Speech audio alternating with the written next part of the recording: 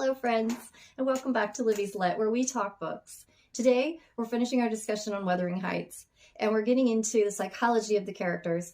Just Heathcliff and Catherine, I think they are enough for one video, fully fledged, very interesting characters. So we are going to get into some of their background, some of what makes them who they are, makes them act the way that they act throughout the story, and helps readers maybe understand a little bit better why the book came out the way it did, why the characters had to act the way they acted, and why maybe they weren't as over the top as you might think if you're not the biggest fan.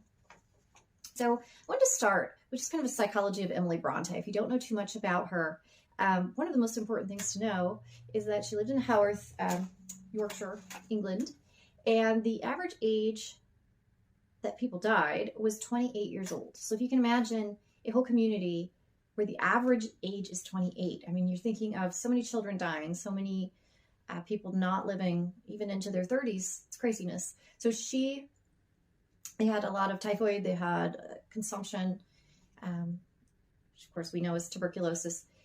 And Emily herself, she lost two sisters. Her two older sisters died. She also had, that was before she was even 7 years old. When she was 3 years old, her mother died. So she was surrounded by death. And they lived at a parsonage in front of their yard. If you ever see a picture, their front yard, front garden looks like graveyard. I mean, it is a graveyard. So they literally looked out upon that every day. I'm sure that as kids, they played in there and probably walked around, looked at the tombstone inscriptions, and maybe made up ideas about the lives of the people beneath. And I think that's a big influence on this book, because for Emily, she writes really a blend of life and death. That there's really no end in her mind. There is in Heathcliff's mind, but not in her mind so much. So I think the veil between the worlds for her must have seemed very thin indeed. I think that she lived with a balance of life and death, and death was always blending itself into life. So I think that's where part of this came from, this idea for this book and this love that surpassed all time. And I'm sure that the bleak landscapes and the forceful winds and the misty moors that she encountered as she went on her walks, because she loved to walk around the area, I'm sure that they influenced her poetry for sure, and her mind.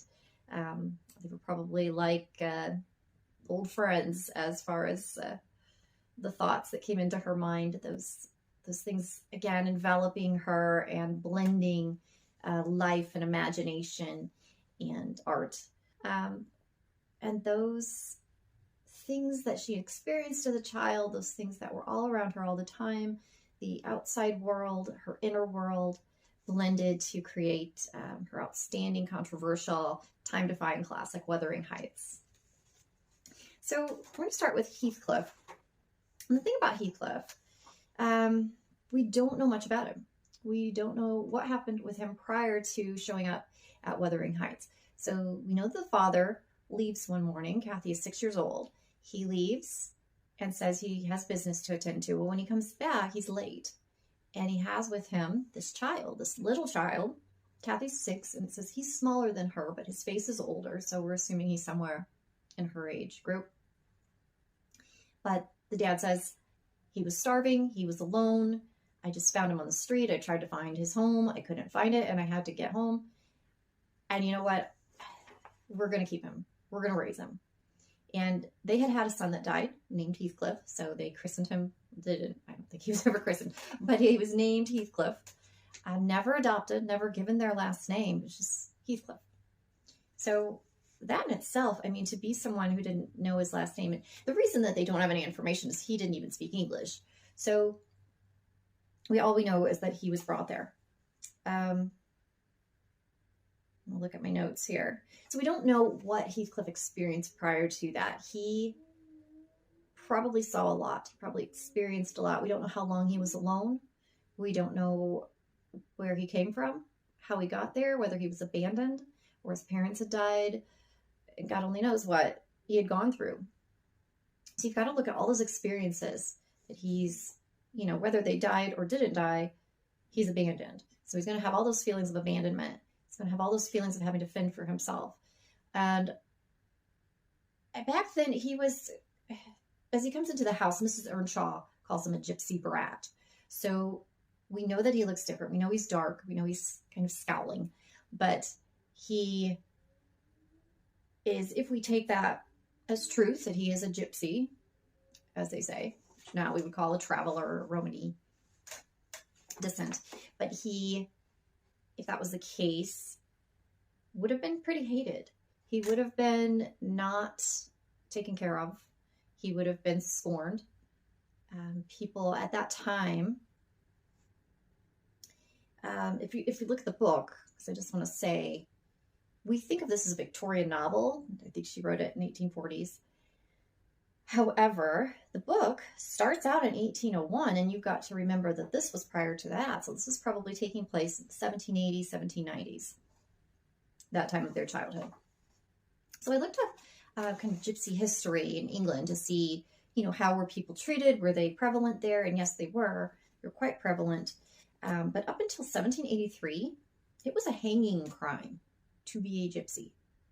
A hanging crime. So just by virtue of him being alive, he was considered a criminal. He was considered the lowest of the lows. Now, there was nothing really wrong with those people. They just traveled.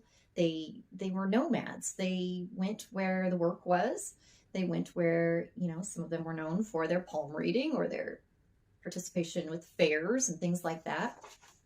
Some of them farmed, so they would kind of settle somewhere during the summer and farm nearby. And so we have to understand that the Brontes were familiar with gypsies. They'd probably seen them when they went into town.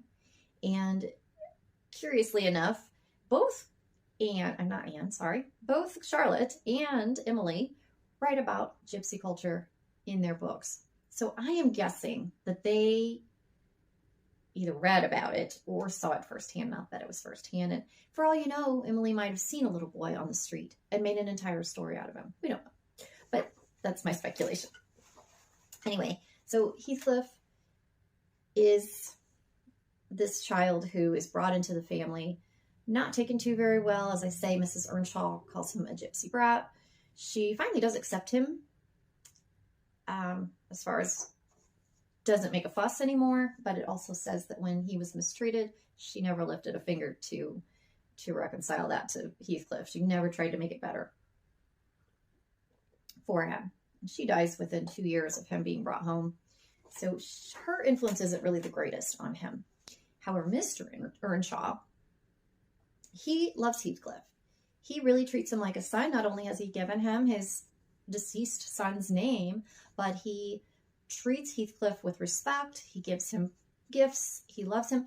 Now, he doesn't necessarily treat him differently than the other two, except that the other two, which is Catherine, and it's Henley.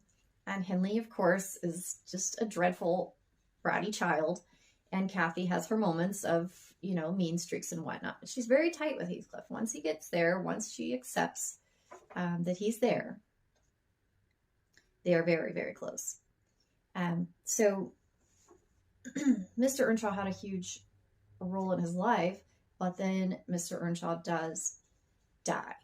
And when he dies, Henley, who has been sent away to college, in fact, sent away because of his mistreatment of Heathcliff, he comes back with a wife and starts really treating Heathcliff like dirt. So makes him a servant, makes him, eat apart from them. He can no longer go to school.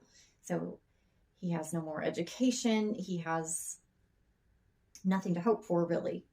He's put in this lowly state and no longer part of the family. I mean, he really was brought in as part of the family. That was the intention of Mr. Earnshaw. And now Henley has ruined it. So you can only imagine, if you're Heathcliff, what that would be like. You're loved, and then you're treated with ultimate scorn and downright abuse. I mean, Henley hit him. He harmed him. He told his wife to pull Heathcliff's hair, and she does. So I just can't imagine coming from his background as he did and then being treated like that. how you would feel. You would have a lot of anger and a lot of issues. Looking back at these notes. So Kathy is the only one who cares about him during this time. So after Mr. Earnshaw passes, she's the only one he has left. And this is crucial to the story, because if he had a lot of support, Kathy wouldn't mean quite as much to him.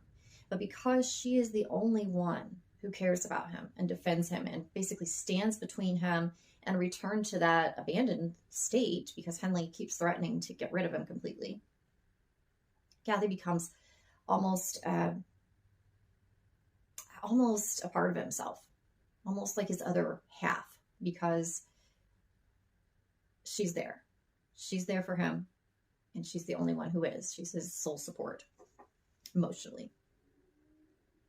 So Kathy, we're going to get into her a little bit.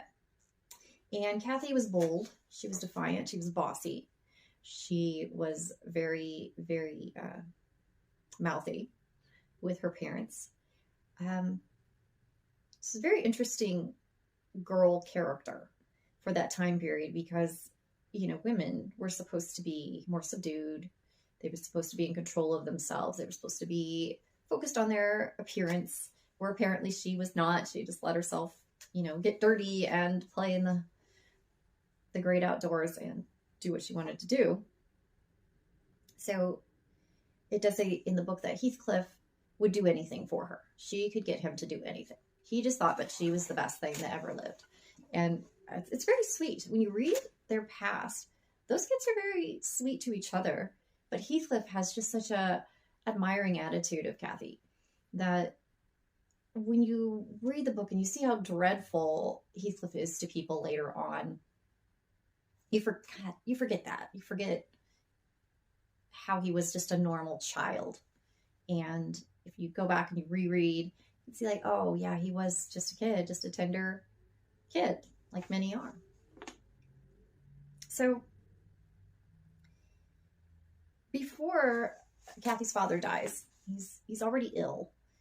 And it said she would say things that weren't very respectful or whatnot. She got in trouble, and then she'd come back in the evening and try to make up to him. And there's a scene where he is basically denying her forgiveness for her behavior. And I'm going to read it out to you. It says, "Nay, Kathy," the old man would say, "I cannot love thee. Thou art worse than thy brother. Go say thy prayers, child, and ask God's pardon. I doubt thy mother and I must rue that we ever reared thee." So basically saying that they wish they'd never had her, nearly. So it says that made her cry at first, and then being repulsed continually hardened her. And she laughed if I told her to say she was sorry for her faults and beg to be forgiven. So read that again. Being repulsed continually hardened her. So when people would give Kathy a hard time for being who she essentially was, which we have to assume there were times that she felt bad about the way that she acted.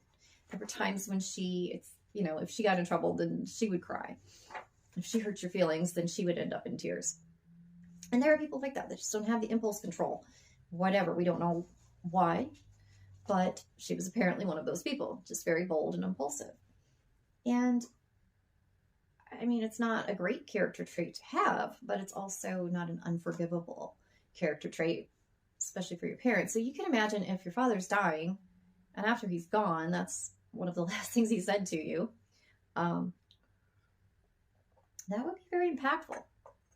And at this point, their mother's already gone. She's already died. And she only lived 2 years, again, after Heathcliff's appearance. Now, it's really hard to hear that she's worse than her brother, because as we know, Henley is just dreadful. So that was really, really a low comment. I mean, considering he got rid of Henley out of the house because of his terrible treatment of Heathcliff. But Kathy just feels everything very largely. She just really feels it largely. If she loves you so strongly. If she hates you strongly. There's just a force to her personality. And, you know, people like that can be very successful in life, but at that period of time, it just would have been frowned upon. she would not have fit in. She would have been told continuously that she was not going to fit in. Nellie's always telling her that she's basically not going to heaven. I mean, of course, Joseph is telling everyone they're not going to heaven.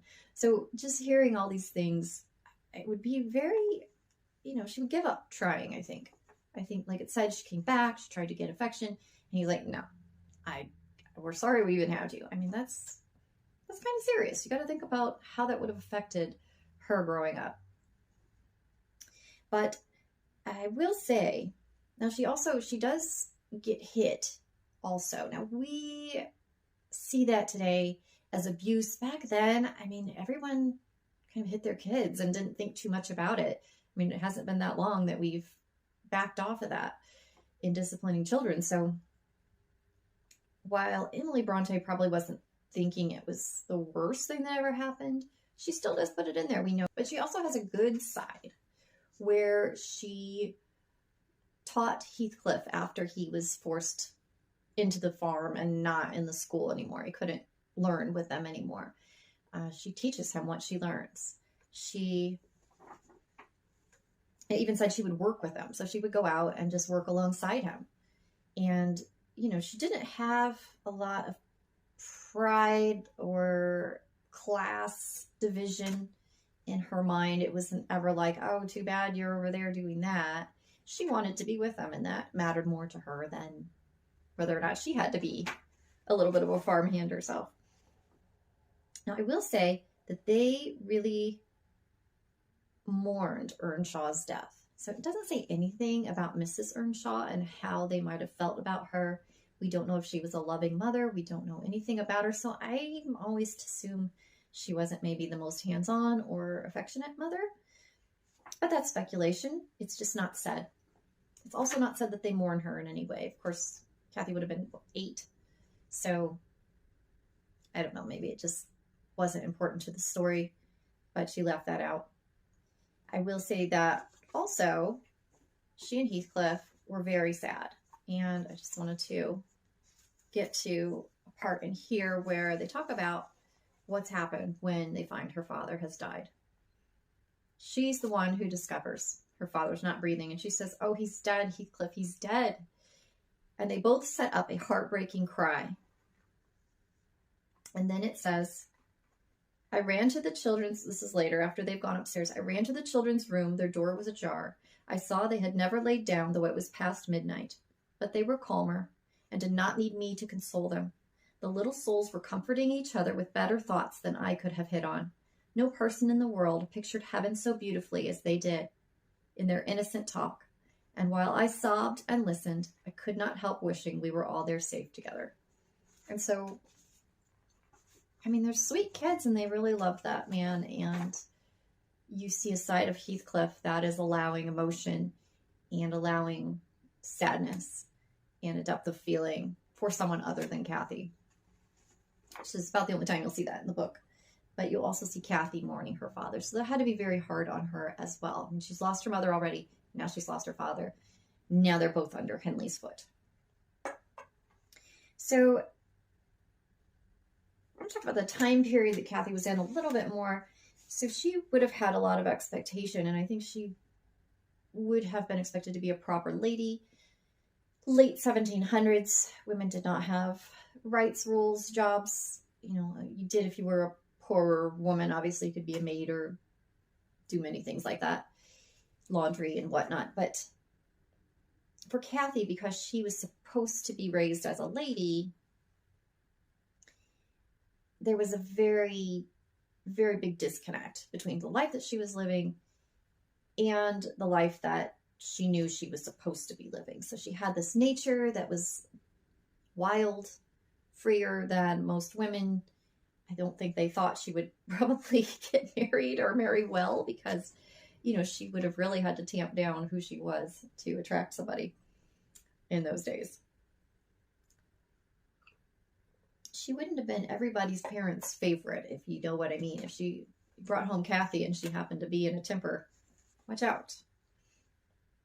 But just because she's aware that she doesn't meet society's expectations, it doesn't change her around very much. It doesn't make her act differently too much.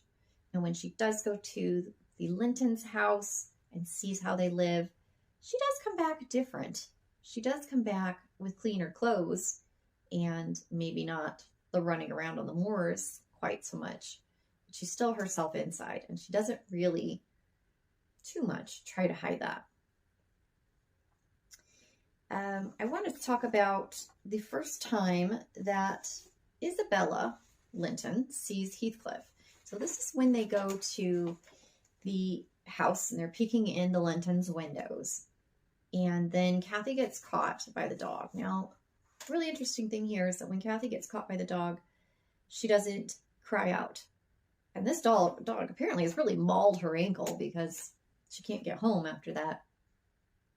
But Heathcliff's so respectful of her for being that way, so admiring of her not giving them away by yelling out. But he said he yells out and he curses and he grabs the dog, and, you know, his level of anger and intensity there is big because he's got to protect Kathy. They come out, they see this scene, they hear these words out of his mouth, which we don't know what he's saying. He's just cursing the dog. And this is what Isabella says when they bring him in. They've accepted that Kathy is Kathy. She says, "Frightful thing. Put him in the cellar, Papa. He's exactly like the son of the fortune teller that stole my tame pheasant, isn't he, Edgar?" So this is the woman that Heathcliff eventually marries. And you've got to look at, she's giving voice to really society's thoughts of Heathcliff's background. They don't know who he is. They don't know where he came from. Looks like a gypsy. Gypsies are criminals. You know, that's the basic thought pattern at that time. Although people also romanticized the gypsy, as Jane Eyre romanticizes. They have a masquerade where they dress as gypsies, you know. But the basic thought was being repulsed by that life. At least they were supposed to be repulsed by that life. And Isabella's giving voice to that here, but we also have to look at Heathcliff later, and I don't think that he is getting back at Kathy. I think a lot of people say he's getting back at Kathy when he marries her, but I think he's getting back at Isabella. Isabella's voiced that. Imagine, here's Kathy, she's getting taken in, he's helping Kathy, and that's what they have to say just by looking at him.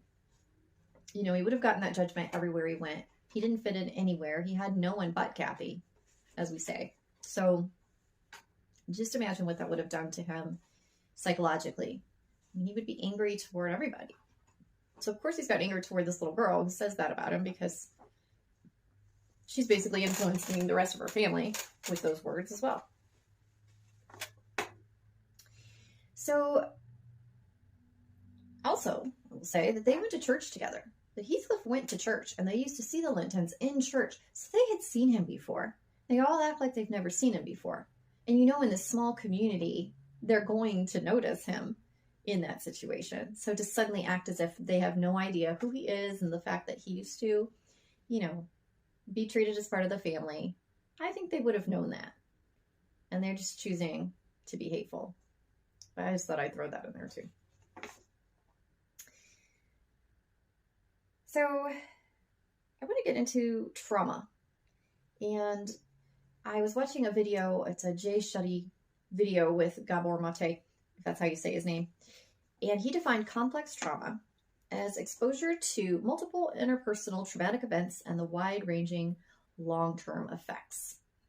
So Heathcliff absolutely would have had multiple interpersonal traumatic events. Simply his childhood and abandonment on the street, and who knows what he went through during that period of time, would have been enough to cause trauma. But then you bring him into a family where he's given one name, never adopted, never given a last name, never really given an identity. He is mistreated. He's verbally abused by Joseph, although all of them are. Joseph verbally abuses everyone, so it's not any different with him than he is with everybody else, except he does hit Heathcliff quite a bit, but he also hits Kathy. But he also would have had Earnshaw taking him in, then Earnshaw dying. Henley being abusive always, always. Now, when Earnshaw was still alive, he could use that. And he could say, hey, do this for me, or I'm telling your dad what you did to me. I've got bruises to prove it. So after, of course, Mr. Earnshaw's gone, there's no more protection there. None at all. Except Kathy. Kathy's the only protection that he has.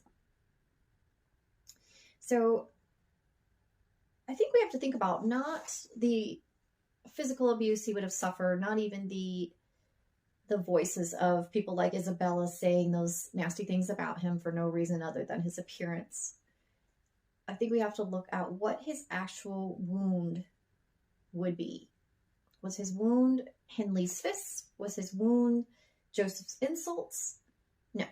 His wound from early on in his life would have been his fear of abandonment. So the wide-ranging long-term effects of what he experienced was his fear of abandonment. He was terrified of going back to, fend him for himself, which I think he could have done fine, except he would have had to do it without Kathy. And he would have had to do it without love. He would have had to do it without any kind of hope. Nothing at the end of it. And so, for me, I think it's an abandonment fear that he has. I think that's the underlying motivation for all of Heathcliff's actions leading up into Kathy's death. So when she dies, his fear has been validated. It's validated. His wound is now a living thing with him because she's gone, and that's the only thing he wanted to prevent. So when he went away, he didn't go away to spite her. He went away to improve himself so he could stay in her life. Didn't work. And then the ultimate abandonment, Kathy dies. She's the last person on earth who cared about him, the last person on earth he cared about. This is the final straw in his trauma. So I'm not going to try to diagnose Heathcliff here as far as saying, oh, I think he had such and such personality disorder or this or that. I have thought about those things. I have considered those things. And I don't think that we have the right information to say, really where he fit in that. And I think he blends over into different things and doesn't really fit a mold, and that's okay. But we know that he has some definite antisocial traits. Definitely maybe some borderline traits where, he gets that strong attachment, but he also hates people deeply and doesn't forgive, which isn't really borderline because they tend to go back and forth rather than just keep it the way it is the whole time. And I think that when she dies, he's so outraged. He's so outraged that this last blow has hit him that he just can't hold on to his pain anymore. He can't keep everything that's probably ever happened that he bottled up because that's the kind of child he was, not one who really expressed himself, but allowed Kathy to express for him. And now she's gone. That form of expression is gone, and he snaps. He's out of control. And this really isn't too hard to believe. I don't think it's too over the top. We always say that Wuthering Heights is over the top, but in a way, when you put all the pieces together, it's really not. It really starts to make sense. So whether growing up under Henley's fist, Heathcliff is not the one who fights back. It's Kathy who fights back. He's not punching. He's not screaming. He's not trying to burn down the house in rage. Kathy is the one. She voices his mistreatment. She is the one who gets angry. She suggests their little rebellions, and he follows her. I mean, he just follows her everywhere. He just loves her to death. So she personifies his anger and his self-preservation. And he depends on that validation. I mean, that really, after Mr. Earnshaw dies, she's all that he has in the world. And that validation is the only validation he has that he is worth something. So he would feel an immense bond with her. And, you know, it's a bond that's formed through trauma. And those are even stronger than, you know, your typical bond with somebody. So his strength when he was young was that he was very stoic. He was very contained and didn't hit back at Henley, which just would have made things worse for him. He was just, you know, calm, but that was because he had Kathy. And he had Kathy to vocalize for him and to stand between him and harm as much as she could. And just having somebody like that, if you've ever, you know, been in a situation, you have just one person who stands between you and danger or hate. That's a big thing. It means a lot. And she was really both literally and figuratively his other half. You know, he was this way and she was this way. And she balanced out his life. So it's really important to him. Now, Kathy, she didn't require the same kind of dependence on him that he did her. She belonged in the house. She was the real daughter. She was the real sister. She wasn't hated by Henley. He didn't think that she was going to take his place. In fact, sometimes he even shows affection for her, like when she comes back from the Lintons and he's impressed with how good she looks in her new dress and her curled hair. And, you know, she was able to look outside of the two of them for salvation. Heathcliff didn't really do that, especially, you know, before he left.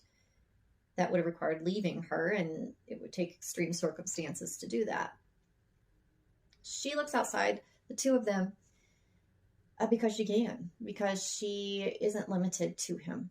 And she is born more of a lady with her own attractions. And when she gets Edgar's attention and he starts to court her, come to the house and visit her, she can use that.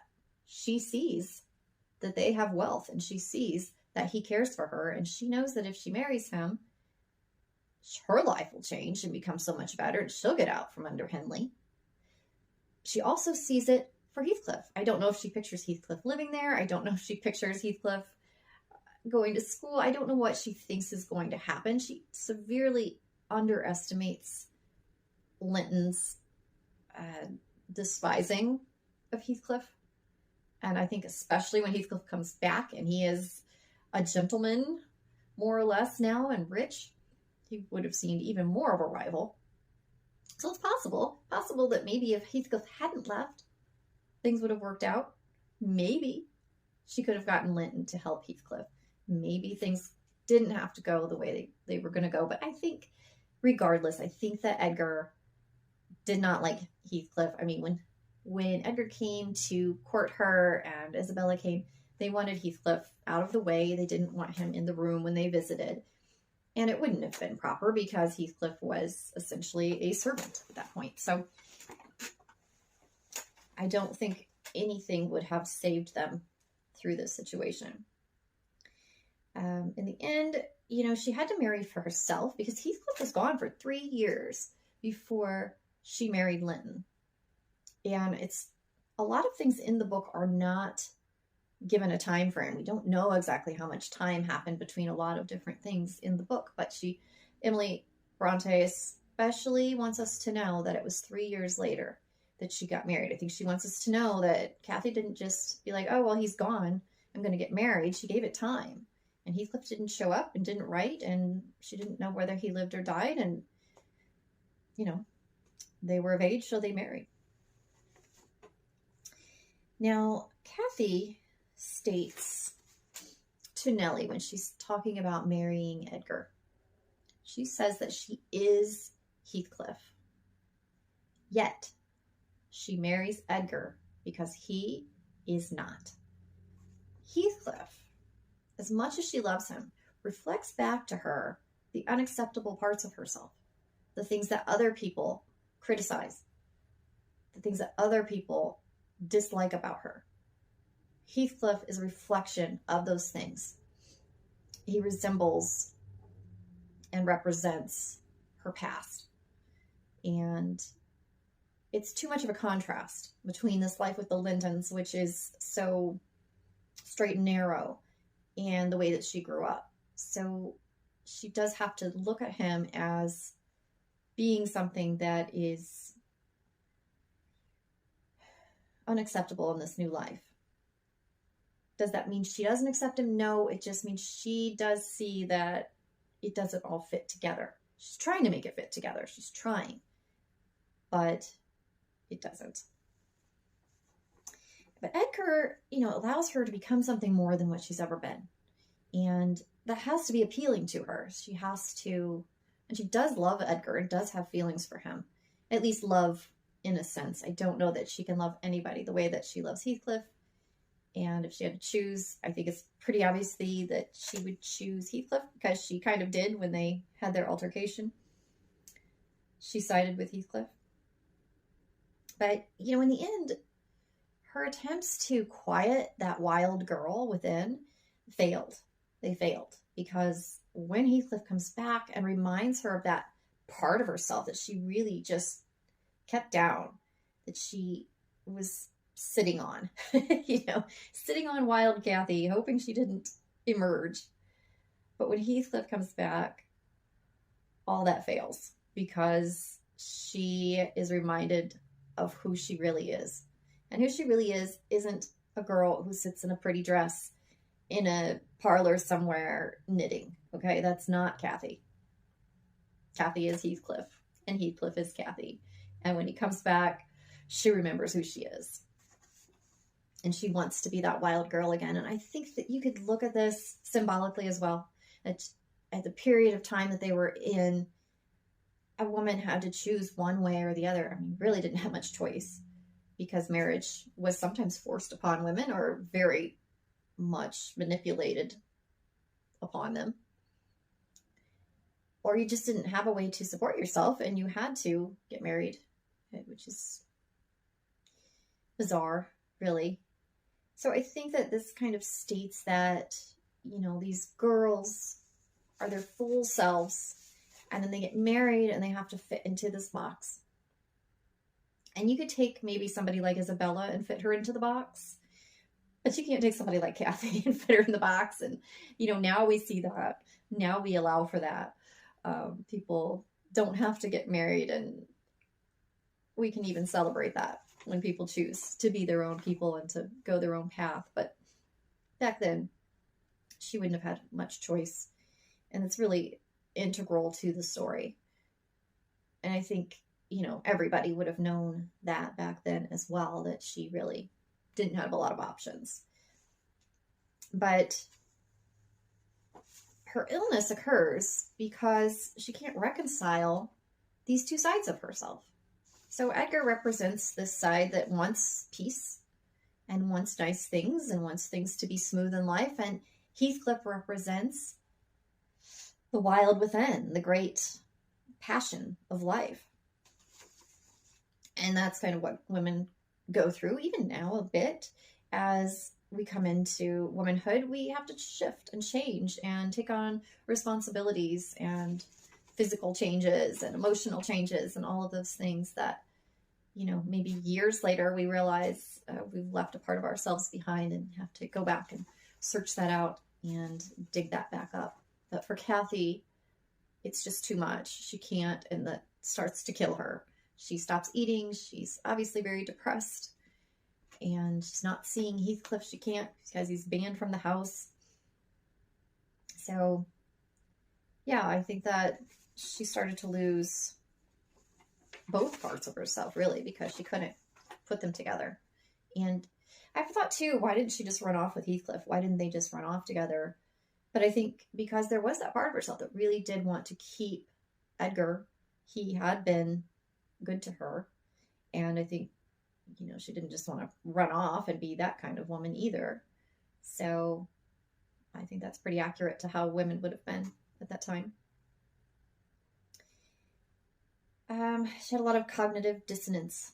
I would say, between what she wanted and what she knew herself to be. And I think, when you have that, it can make you feel very unstable, ungrounded, and conflicted. She definitely was conflicted. She essentially prefers to die rather than choose between one man or the other, or one kind of life or the other. And again, I just think that's kind of symbolic. I think that's symbolic of womanhood, and especially in that period of time. And especially considering that the Brontes didn't marry. Charlotte did later, but I think there was that pull of, do you marry or do you explore your wild side, as Emily Bronte obviously did? It would have been really even more relevant in Victorian times. First, as we're looking at this, it's a little bit prior to that, because there were societal expectations, and women didn't just do that. Even if they had a way to support themselves, it was very, very rare and very looked down upon to either leave your husband or to, not get married at all and live a different kind of life. So looking at Kathy, you can understand that she is very much at odds with herself, and very much, even more so, at odds with the world around her. And while it worked fine for her as a child, grown-up life is a whole other story, and you suddenly are expected to do things the way other people want you to do them. And that is part of what makes Wuthering Heights timeless, I think, because that's still, and probably always will be, a part of life, especially for women. So both Heathcliff and Catherine, I think they're rebels of their culture.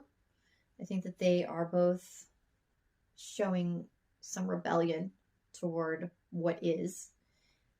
For instance, he rises from obscurity into wealth and landowning, and she refuses to quell her inner fire completely and become a docile wife. She could have just done what Edgar wanted when Heathcliff returned. She didn't. She really let her fire come out, and she many times let Edgar know how she really was. Yet they can't quite overcome their upbringing. They can't overcome that strict societal, patriarchal society. Heathcliff carries all the anger of the prejudice and taunting that he received because he was outside the upper class British norm. And she remained wed to safe Edgar Linton rather than run off with Heathcliff, which would have helped her probably regain her spirit. It's kind of losing that spirit that killed her. But she was instead destroyed by her limitations. And Heathcliff was destroyed by the limitations of bigotry, if you think about it. So, he was never going to be accepted no matter what he did. And even though Isabella changes her tune, because now he's attractive to her, he still would have been on the fringe. He still would have felt like he was on the fringe, even if everybody accepted him and suddenly wanted to be a part of his life because he was wealthy. He never would have felt it. He never would have felt that he belonged. There's no way. So, that did destroy him. I think anytime you're completely alone in the world, feel alone, that it takes a little part out of you. And that definitely happened with him in a big way. So, as the two grew into adulthood, they couldn't shake those society-given roles. They couldn't shake the past because nothing had really happened to change it, especially for Heathcliff. I mean, he had changed his own course of his life through means that we don't know. We assume they were probably a little shifty. She improved her life through marriage, but deep down, they couldn't shake the roles that they were put into. And her role was to become a wife. It always was, even when she was wild. And his role was to feel like an outsider. unfortunately. And so those things could not be overcome no matter how they tried. Pushed toward difficult but extremely limited choices, Catherine attempts to conform, but their only solace is each other. The only solace in this division between who they are and what the world demands of them is each other, because they are so similar. But they can only fully escape to each other in death. So I'm going to read the last bit of the book, the very last paragraph, because I think it's so beautiful. This very last paragraph says, I lingered round them under that benign sky. Benign. Watched the moths fluttering among the heath and harebells, listened to the soft wind breathing through the grass, and wondered how anyone could ever imagine unquiet slumbers for the sleepers in that quiet earth. And I love that ending for them, because I picture the Brontes and imagining the lives of people in that graveyard in front of their home, probably doing that, coming up with ideas of what would have happened, how their lives would have been, and realizing that not everybody had a happy life. And I think that Emily Bronte brings that unhappy life fully into bloom in Wuthering Heights and plays it out in, of course, one of the worst ways imaginable, but also in the best way, because in the end they are united at last. And at last they're complete and no longer at odds with the world. So that is my psychological evaluation of trauma and Wuthering Heights, and I'm sure you have a lot of thoughts about it, so feel free to comment if you want, like or subscribe, and I hope to talk to you soon. Thanks for tuning in.